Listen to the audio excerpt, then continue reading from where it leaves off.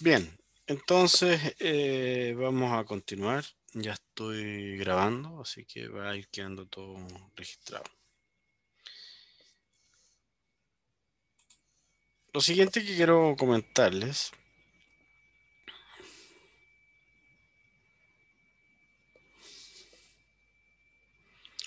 es respecto a conceptos generales de la terapéutica veterinaria. En realidad no tiene que ver exclusivamente con la piel y este concepto pudiésemos aplicarlo a cualquier tratamiento, ¿eh? A tratamiento de cualquier área, a cualquier sistema biológico, no es exclusivo de la piel. Y se trata de lo siguiente, la terapéutica veterinaria, como definición, es buscar el máximo beneficio y el mínimo riesgo de cualquier tratamiento farmacológico. En otras palabras, tener un éxito terapéutico, ¿no es cierto? Eso es la terapéutica. Y mi reflexión siguiente es respecto a cuáles son las bases del éxito terapéutico. Entonces, el éxito terapéutico no comienza en la farmacología. ¿Ya? O sea, el éxito de un tratamiento no parte en la farmacología, sino que parte en la habilidad diagnóstica. Este es como un tiro al blanco, ¿no es cierto? El centro, el inicio de un tratamiento exitoso es un diagnóstico certero. Si mi diagnóstico no es correcto, por más que nosotros dominemos la farmacología, los aspectos farmacocinéticos o dinámicos de algún medicamento, el tratamiento no va a funcionar. ¿Ah? Es más, no solamente no va a funcionar, sino que vamos a exponer de forma innecesaria a un paciente a los aspectos negativos del medicamento. Entonces, de otra manera, que si hacemos un tratamiento sobre un diagnóstico errado, la posibilidad de que se mejore ese paciente es nula. Eso lo tenemos claro, ¿no es cierto? Y la probabilidad de que tenga un evento adverso frente a la aplicación de ese mismo medicamento, eso es lo único cierto. Es decir, no solamente no lo mejoramos, sino que incluso lo podemos agravar. Quizás en términos porcentuales, pudiésemos decir que más del 50% del éxito terapéutico se debe a un diagnóstico certero. ¿Ya? Entonces aquí tiene que estar el primer esfuerzo, la primera batalla la ganamos aquí, en el diagnóstico. Después de eso ya todo es mucho más directo, ¿no es cierto? Podemos establecer un protocolo terapéutico, estableciendo las dosis adecuadas, frecuencia, duración del tratamiento y por sobre todo esto debemos estar conscientes del costo del tratamiento. Insisto, estar conscientes, ¿ah? No somos responsables del costo. ¿Ah? Si un tratamiento es caro, bueno, es caro nomás, pues ¿qué le vamos a hacer? Pero lo que no puede ocurrir es que si un cliente nos pregunta cuánto cuesta un tratamiento y nosotros no tenemos idea. Y es más, sería muy bueno que en el caso de tratamientos que sean caros los advirtamos. Es decir, cuando se tenga que comprar esto es un producto caro y tiene que saberlo. ¿Ya? Es mejor estar preparado.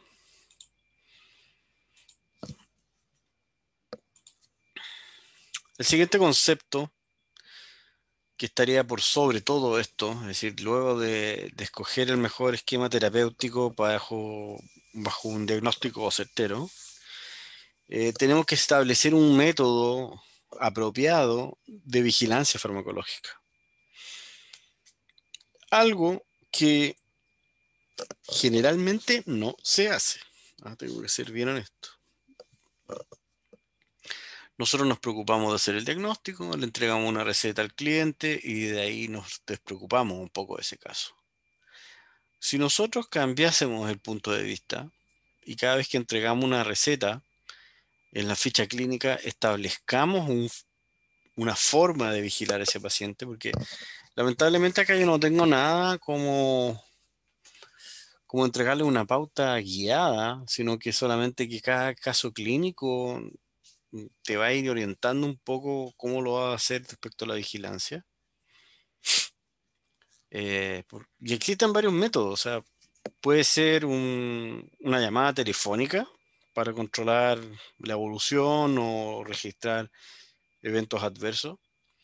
O puede haber algunos casos en que tú necesites una vigilancia mucho más agresiva respecto al tratamiento y lo vas a citar a tiempo fijo al paciente, una vez a la semana, 2 días de iniciar el tratamiento, o la frecuencia que sea. Incluso puede ser necesario la toma de exámenes durante la farmacovigilancia.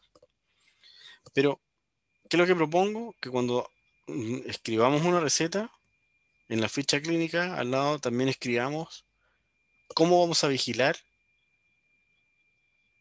que todo resultó como esperábamos. Porque ese es el fondo del objetivo de la farmacovigilancia.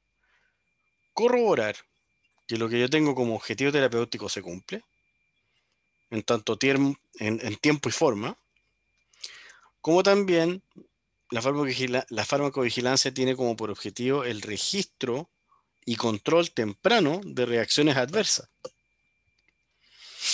Entonces, y eso va a tener como añadidura una gran ventaja para ustedes como clínicos, porque van a aprender de sí mismos, van a aprender de sus propias experiencias, porque la idea de que lo que vaya resultando mejor, repetirlo, y lo que no resulta o lo que conduce a eventos adversos importantes, no repetirlo. Entonces, es una forma de ir mejorando continuamente.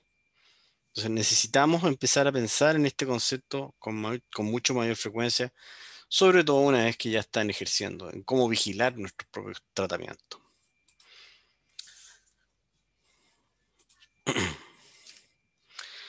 En dermatología, vamos a utilizar medicamentos en general lo más frecuente para el control del ectoparásito, para el control del prurito, tratamiento de acciones cutáneas y también tratamiento de la seborrea y otros trastornos en la descamación y el pelaje, ¿no es cierto? Ese es como los objetivos más frecuentes. Y respecto a este análisis o reflexión que hice sobre el tratamiento, simplemente organizar aquí algunas enfermedades. Por supuesto que no tenemos cómo revisar los tratamientos de cada una de estas, no tenemos la posibilidad en un curso tan breve, pero quiero reflexionar lo siguiente. Por ejemplo, acá tengo un resumen de algunas enfermedades infecciosas no contagiosas: dermatitis aguda, intértrigo, pioderma, foliculitis superficial, pioderma profunda del pastor alemán, pioderma de los callos, furunculosis. Solo ejemplos. Tenemos dermatopatías parasitarias: sarna hemodésica, otodectes, Klebsiella, garrapatas, piojos, miasis. Un sinfín de dermatopatías inmunomediadas: dermatitis atópica, muy frecuente, ¿no es cierto? Dermatitis alérgica por picada a la pulga, que vamos a estudiar cuál es su relación con la dermatitis atópica. Hipersensibilidad al estafilococo, granuloma eosinofílico, lupus eritematoso, solamente por nombrar algunas. Alopecia endocrina: hipotiroidismo, hiperadrenocorticismo, enanismo, hipofisiaria, alopecia X, tumor de Sertoli, tumor de células de Leydig, etc. Es decir, en realidad las causas de alteraciones de la piel son prácticamente interminables. Incluso existen patologías comportamentales, es decir, psicogénicas, en las cuales podemos observar algunos rasgos o sinología cutánea. Por ejemplo, la dermatitis acral por lamido. No sé si les suena, ¿lo han escuchado hablar alguna vez? O Sí, dermatitis. profe. Entonces, realmente lo que quiero demostrar con esto es que necesitamos hacer un esfuerzo diagnóstico para poder llegar a dar este nombre a cada una de las patologías que vemos, y para eso requerimos acompañarnos de laboratorio. ¿Ya? Por ejemplo, el estudio directo de un directo de pelo o tricografía.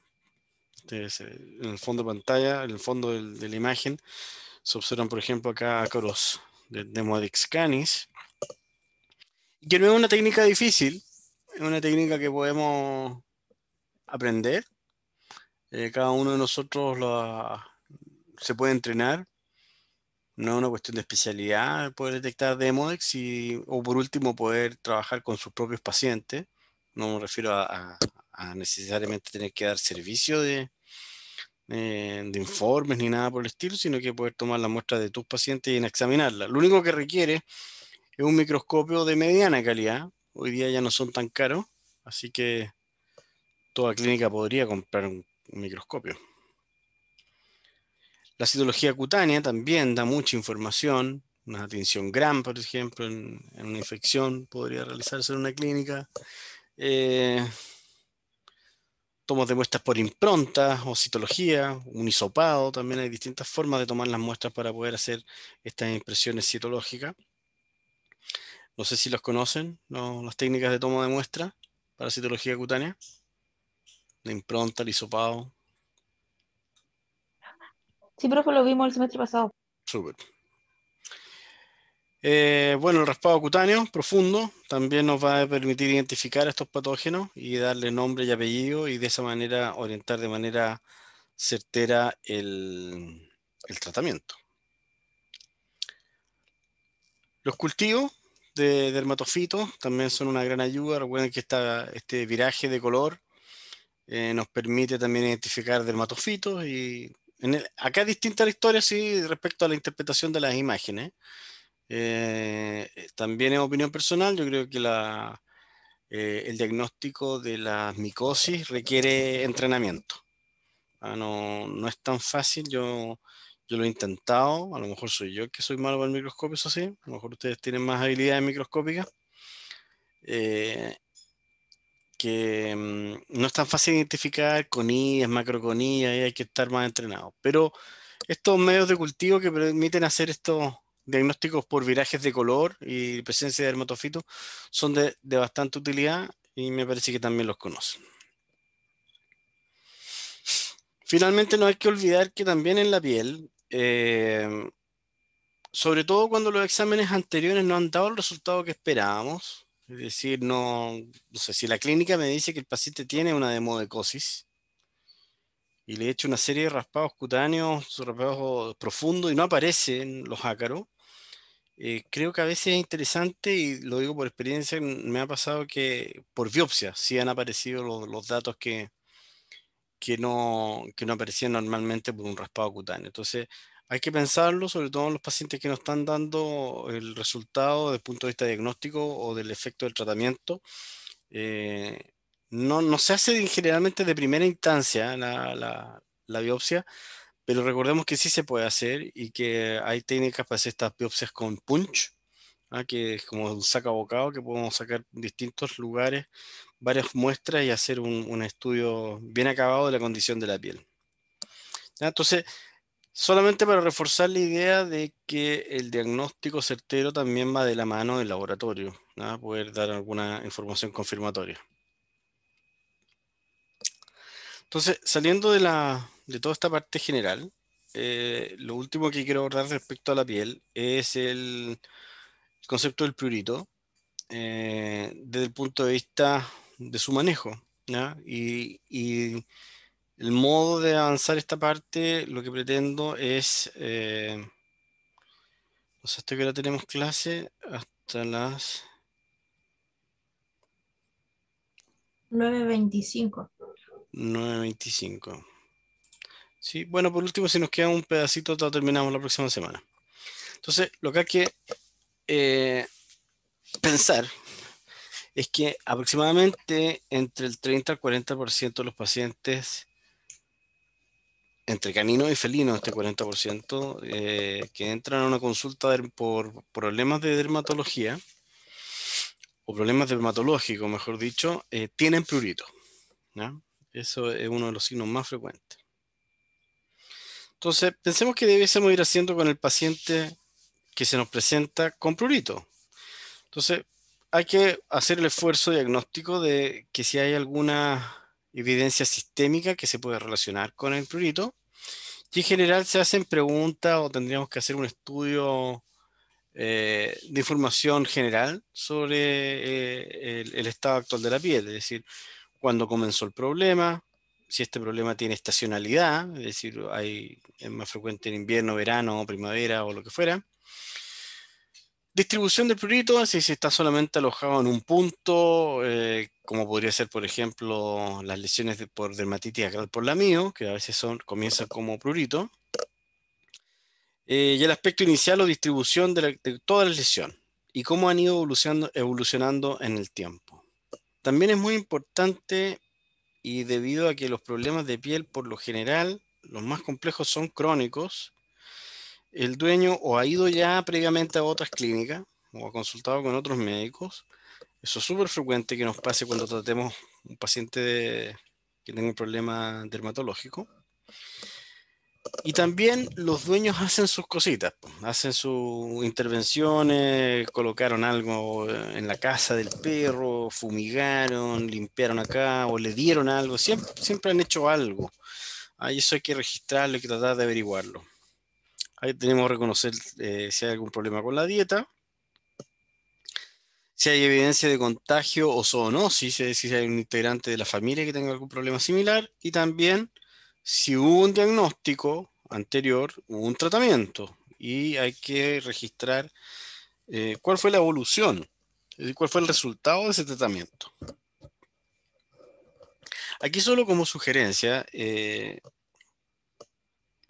la mejor forma de trabajar cuando el paciente llega por primera vez a tu clínica, pero viene tratado ya de antes, es tratarlo como que venga de cero, es decir, tomarlo como un antecedente más el diagnóstico y tratamiento del colega, no tomarlo como una base a ciencia cierta.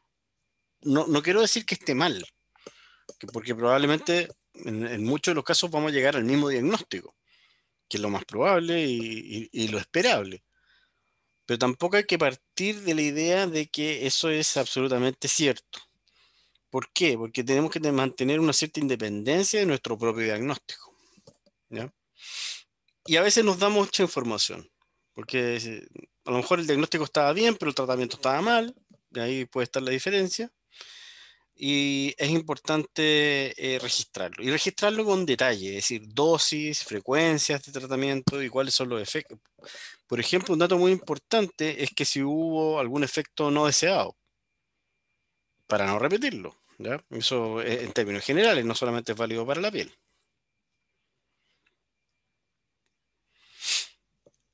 En general, los procesos pruriginosos se relacionan justamente con la alergia. Entonces, lo que yo quiero recordar un poco es la base inmunológica de la alergia, ¿ya? Entonces, ¿qué es lo que pasa? La exposición ambiental a los alergenos en los individuos alérgicos, valga la redundancia, se producen algunos errores que son propios de ese sistema inmune. Uno es que un alergeno, primero, en un individuo que no tiene alergia, no es presentado, no se produce la presentación antigénica, entonces nunca monta respuesta. Entonces el primer error es el reconocimiento y presentación antigénica, es decir, el hecho de que sea reconocido como alergeno. Principalmente acá tenemos el rol de las células dendríticas, que son quienes procesan y presentan este alergeno a un linfocito T naive o virgen, ¿no es cierto? De acuerdo al tipo de presentación, no importa los detalles acá de las moléculas, esto no es inmunología, pero lo importante es que va a generar una respuesta de tipo TH2. Y esta respuesta de TH2 es polarizante, es decir, cuando se produce el predominio de este tipo de respuestas, se anula la respuesta TH1, que es la inmunidad celular, y se anula la diferenciación de los linfocitos a T hacia los T reguladores. Y los T reguladores son inhibitorios de TH1 y TH2. O sea, son, por así decirlo, antialérgicos o antiinflamatorios también, los T reguladores. Eso no ocurre. Entonces el primer error está aquí, que se produzca la presentación. Luego, el segundo error está en la fase siguiente, ya que el linfocito TH2, bueno, va a polarizar y va a generar la diferenciación de una célula B en célula plasmática. Y sabemos que esta célula plasmática es la que produce anticuerpos o inmunoglobulinas. Y donde se va a producir el segundo error, quizás el más importante. ¿Por qué? Porque esta inmunoglobulina o esta clase de inmunoglobulina que producen las células plasmáticas de los alérgicos es de tipo E, pero frente a la presentación o a la exposición de un antígeno por primera vez, un individuo que no tiene alergia debiese producir la tipo M. La IgM es la inmunoglobulina aguda de la primera exposición, no E. Entonces, no se tiene claro cuáles son los errores, pero claramente aquí este switching de isotipo de inmunoglobulina es el segundo gran error.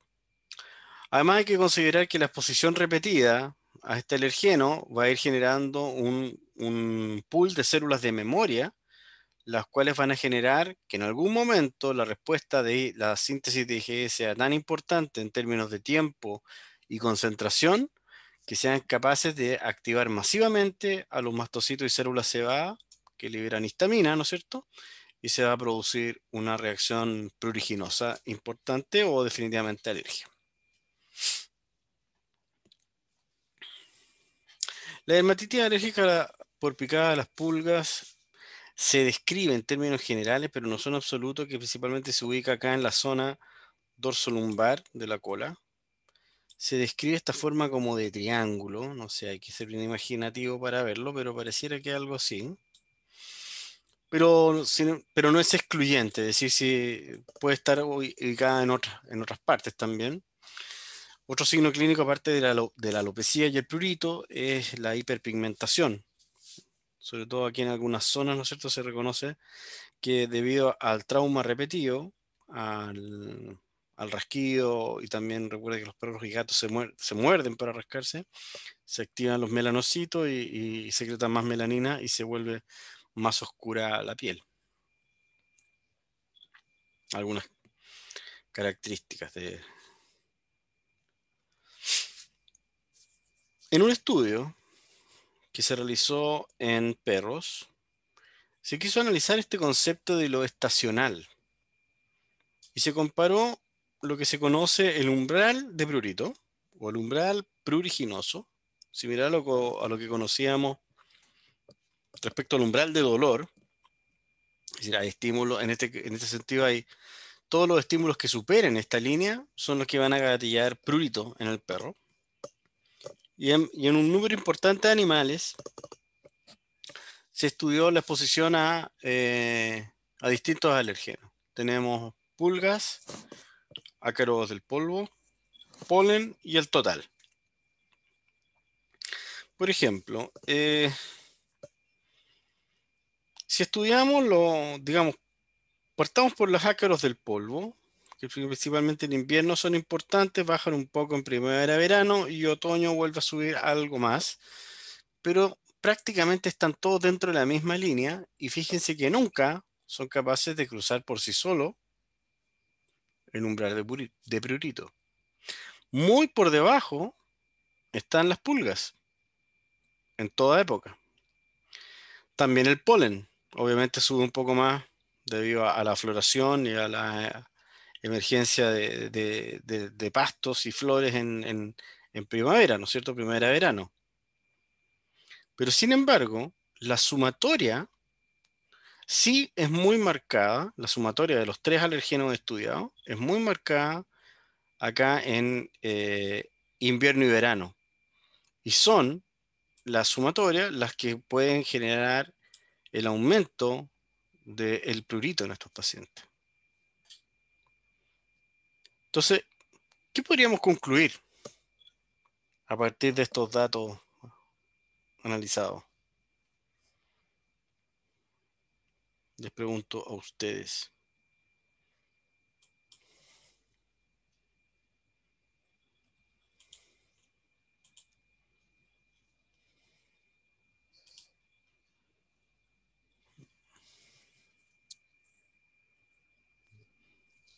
Que por sí sola la picada de pulga, por ejemplo, no va a llegar a un pic tan ¿Correcto? grande que tiene que haber como un acúmulo de factores o un acúmulo de alérgenos para que llegue al pic. Pero ¿por qué siempre hablamos con mayor importancia? Es correcto lo que tú dices. Esa es una de las conclusiones que pudiésemos tener. Pero sin embargo, siempre le estamos como echando harto la culpa a la dermatitis alérgica por picada de pulga.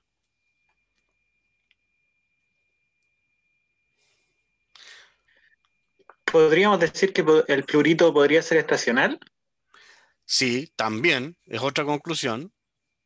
Lo que ustedes me han dicho, las dos son rectos, correcto. Es decir, que la pulga no tiene un peso tan importante, aparentemente, perdón, por otro lado. Pero sí hay un componente estacional. Y si no es la pulga, entonces, para ya ir orientando a la última conclusión que debiésemos extrapolar de acá, si no es la pulga, pero sí hay un componente estacional, ¿qué nos está diciendo del tipo de casos que estamos viendo?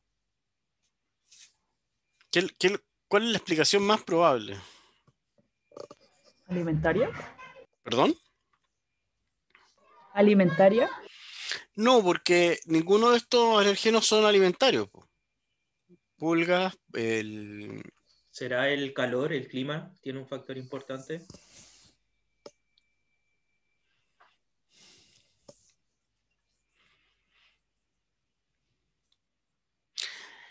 respecto a los pacientes. Claro, el ambiente tiene un rol, pero fíjate que pero no es importante si lo analizamos por alergenos individuales. El clima o la estacionalidad solo se vuelve interesante, o sea, me refiero a interesante porque produce prurito, mejor dicho, se vuelve importante si analizamos todos los alergenos juntos, que es en el total. Eso es lo que yo quiero que analicemos. Entonces, ¿qué es lo que tiene que haber detrás? Que si no es importante el alergeno individual, pero sí el alergeno total, ¿de qué es más dependiente?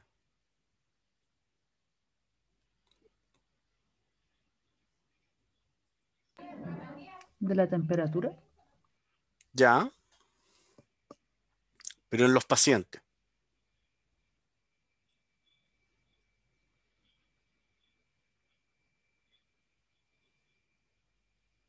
¿Qué condición clínica podrían ustedes suponer que es común en estos pacientes para que se produzca esto? La hipersensibilidad Ya, general que tiene a los alérgenos, porque ¿y cómo se llama como eso? que es alérgico a todo. ¿Y cómo se llama eso? La de ¿La tipo 1, inmunidad? ¿a eso se refiere? El ¿O no? alérgico. No, no, no, no, no, no, la clasificación clínica, más que la inmunológica. Cómo se le llama al paciente que es alérgico a todo, como dijo usted? Ñecle, no sé. Atópico. Atópico, atópico. Es decir, es más problema del paciente que el alergeno. Entonces, ¿qué es lo que estamos entendiendo hoy en día? Que antes le echábamos la culpa a la pulga, pero es más probable que se trate que tengamos un gran componente, un gran número, desde el punto de vista epidemiológico, de pacientes atópicos, porque para que esto sea verdad, es decir, para que la sumatoria sea la importante, tiene que darse dentro de un paciente. Porque, O sea, profe, como lo que muestra el gráfico es que ahí el paciente reacciona a varios claro, porque patógenos. exactamente, lo que te quiere decir, otra conclusión que la tengo anotada acá abajo, es que cada alergeno produce un nivel de prurito o un umbral diferente. Y por sí solo, ninguno es capaz de producir el prurito, sino que solamente cuando los analizamos o los pacientes que tienen esta exposición total, muestran el prurito. Pero para que esto sea verdad, el paciente tiene que responder de manera alérgica a las pulgas, al ácaro del polvo y al polen. Parece que lo dije al revés en el orden de las barras, pero ustedes me entienden. Y esa condición de que un paciente responda de manera alérgica a varios alergenos se conoce como atopia. eso es lo que quiero fundamentar ahora, que muchos de nuestros pacientes que pensamos que son alérgicos a las pulgas, le echamos la culpa a las pulgas y vemos al paciente, pero en realidad hay un componente importante, no me atrevo a decir el porcentaje, pero al ojo podría ser un 90%, deben ser atópicos, no solamente alérgicos. Existe otro fenómeno también que tiene que ver con el tiempo de exposición. No lo puse acá en la presentación, pero hay otro artículo que hace un seguimiento a largo plazo de perros que fueron expuestos durante un tiempo importante a las pulgas, pero no es un estudio experimental, sino que, por ejemplo, en caniles, donde no están muy bien manejadas las cosas, eh, perros que no eran alérgicos inicialmente se vuelven alérgicos. Es decir, si nosotros no controlamos las pulgas, el paciente empieza a montar una respuesta alérgica a la picada de pulga.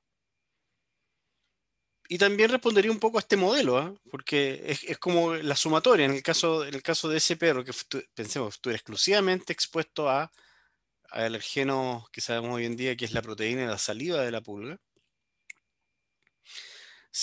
está siendo estimulado muchas veces y cada vez está entrenando a su sistema inmunológico, ¿no es cierto?, a responder con mayor intensidad hasta que se va a volver alérgico. Entonces, hay dos fenómenos. Uno, que es el atópico que responde alérgico a todo, y dos, la condición tiempo, ¿ya? Que nos puede gatillar la alergia. ¿Se entiende un poco la idea? Sí, profe, consulta entonces respecto a eso. Si a mí se me presenta el caso de un perrito, que es lo más común, Sí. de un perrito que yo, claro, que yo sienta, o sea, perdón, que yo hago un prediagnóstico de decir que es alérgico a las pulgas. Yo debiese dar como prediagnóstico que es alérgico como atópico. No, Decir, hay que tener ojo con el alimento, con las pulgas, con el polvo, polen, perfume, champú, etcétera, etcétera, etcétera. no quiero generalizar en un 100%, pero sobre todo ese paciente que no responde al manejo inicial, que ha pasado de clínica en clínica y todo no es que tiene alergia a las pulgas y solamente están tratando las pulgas, yo creo que fuertemente hay que pensarlo. Pero no quiero que lo asuman, sino que quizás lo mejor es hacer el esfuerzo diagnóstico y diagnosticar la topia. Y quizás también se puede ir haciendo diagnóstico por descarte, es decir, ir bajando la carga de alergenos, hacer una dieta de eliminación incluso también.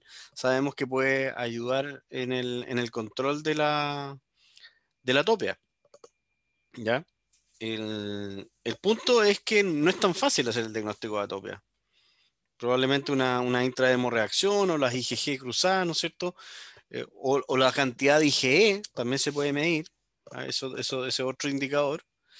Eh, pero muy probable que el paciente que no responde, el paciente de difícil manejo, el paciente que tiene historial que ha pasado por 5 o 6 médicos y todos le han diagnosticado alergia a las pulgas y efectivamente tiene alergia a la picada de pulga, ¿no es cierto? Pero lo que hago yo, que el esfuerzo diagnóstico estaría en descifrar si realmente se trata de un atópico. Eso es lo que quiero plantear.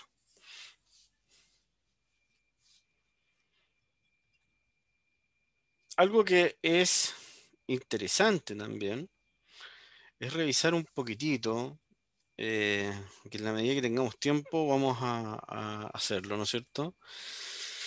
Es un poco la fisiopatología del prurito, ¿verdad? Que no se estudia mucho, bueno, de hecho es difícil estudiarla, pero está muy emparentada con la fisiología o fisiopatología del dolor. De hecho, perdón. Estos receptores, el TRPV1, TRPV2, TRPV4, cannabinoide 2, son receptores de dolor, pero de acuerdo a ciertas modalidades de activación de los receptores, en vez de producir la sensación o la modalidad sensorial dolor, van a producir prurito y ocupan las mismas vías, es decir, las fibras amielínicas tipo C. Y si producen las mismas fibras amielínicas tipo C, y sabemos que el dolor no controlado produce estados que se conocen como hiperalgésicos, donde los tratamientos no son efectivos, ¿no es cierto? Donde los AINES tradicionales, opioides y perdón, los analgésicos tradicionales como AINES y opioides no funcionan, lo mismo puede ocurrir en el prurito. Es decir, el prurito que no controlamos de manera oportuna, no solamente por la exposición repetida, sino que el hecho de que exista la modalidad sensorial prurito va a generar la dificultad de control farmacológico del fenómeno prurito.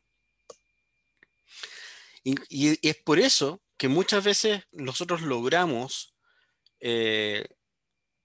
generar la reparación de la lesión, es decir, el paciente desde el punto de vista visual se ve bastante mejor que en un comienzo del tratamiento. Vuelve a aparecer pelo, el eritema va cediendo, pero sin embargo el prurito no. ¿Por qué? Porque la vía neurológica se perpetúa, se autoestimula y queda generando como una suerte de loop, incluso en ausencia del estímulo que genera el prurito. Es como que queda activado el circuito del prurito desde el punto de vista neurológico, para decirlo en términos bien simples, similar a lo que pasa con dolor. ¿Ya? Eso es importante porque hay veces que hay pacientes que se denominan que son refractarios, que definitivamente nosotros los mejoramos de la piel, pero se siguen rascando, siguen con prurito. ¿Ya? Tengo este review que tiene que ver con el prurito y tengo ganas que lo revisemos y que se haga parte de alguna de las evaluaciones cortas, pero también vamos a cotejar que sea lo más apropiado. La otra posibilidad es este otro, que evalúa la eficacia de Fluranaler, unos nuevos antiparasitarios, parte de los nuevos antiparasitarios, pero como tratamiento de enfermedades cutáneas, ¿ya? En perro. Entonces probablemente este que es más aplicado, es menos básico desde el punto de vista porque el de dermatología pura estudia más bien los mecanismos del prurito y no más bien tiene que ver con la fisiopatología. Quizás me voy a quedar más con este que tiene que ver más con el tratamiento, ¿ya? Y lo vamos a analizar en una sesión de clase y generamos un control cortito de este artículo, ¿ya? Así que ahí lo voy a dejar, pero se los voy a entregar completo, por supuesto. No necesito que lo anden buscando ni nada. Ya yo solamente se lo estoy avisando. Creo que por motivo de tiempo lo vamos a dejar hasta aquí. No sé si hay alguna consulta. Y además también puedo aprovechar de hacer un corte en el video. Llevamos un tiempo importante. Sí, llevamos 38 minutos en este bloque. Sí.